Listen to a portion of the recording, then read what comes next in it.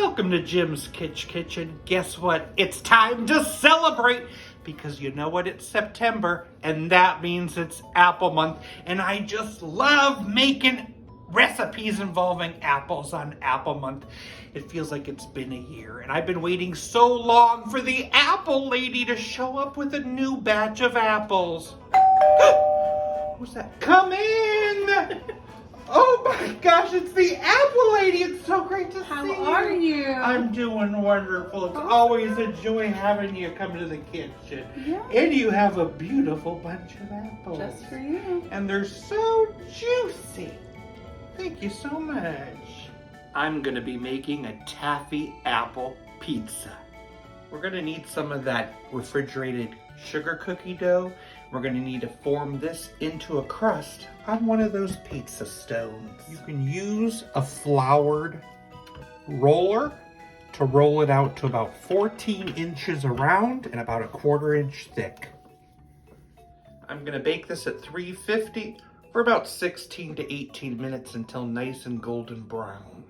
Now it's out of the oven. I've let it cool for about 10 minutes. Then you let it loosen a bit and cool completely. Grab a bowl. We need to make the sauce. 8 ounces of softened cream cheese. I'm just using the whipped because it's so much easier to work with. 1/2 cup of brown sugar. 1/4 cup creamy peanut butter. 1/2 teaspoon vanilla. And mix that well.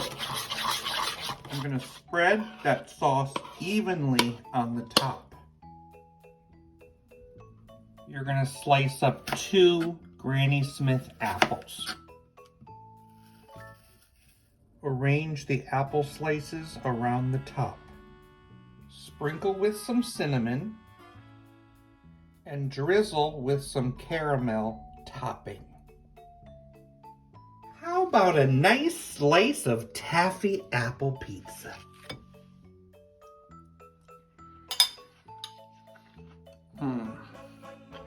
It is an absolute dream. Perfect way to start Apple Month. I love it. And you can make it too. Apple lady, what do you call an apple that plays the trumpet? I don't know. What do you call it? Tutti frutti.